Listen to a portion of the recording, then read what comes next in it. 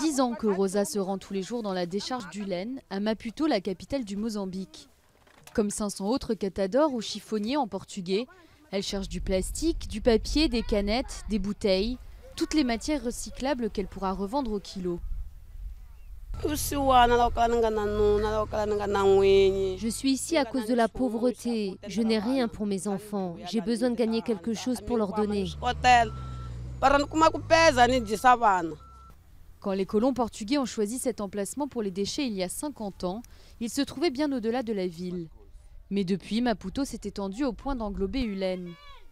Aujourd'hui, les ordures couvrent une surface équivalente à 17 terrains de football, empilés à des hauteurs d'immeubles de 3 étages. Ces femmes et ces enfants qui n'ont pas d'autres moyens de survie se protègent comme ils peuvent des fumées et des émanations âcres produites par la combustion.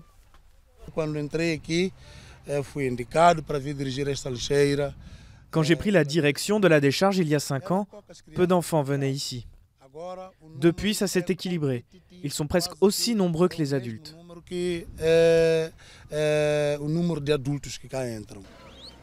Les camions qui viennent des quartiers privilégiés de la capitale sont pris d'assaut.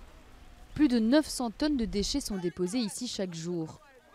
Le Mozambique compte parmi les 10 économies du monde à la croissance la plus rapide, plus de 7% en 2014. Mais la moitié de la population vit toujours avec moins d'$1 par jour. Et les catadors gagnent la moitié de ça.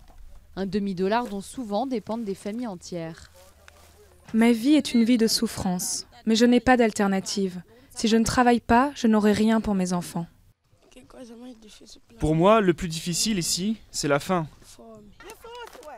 Après plusieurs heures à trier les ordures, Rosa rentre chez elle juste à côté. Elle refuse que ses enfants travaillent comme elle par peur pour leur santé, même si sa famille a besoin de plus d'argent. Je ne vois pas d'avenir pour les enfants parce que nous n'avons pas d'argent. Ce qu'on revend à la décharge ne rapporte presque rien. Depuis des années, les autorités veulent déplacer la décharge hors de la ville à 20 km.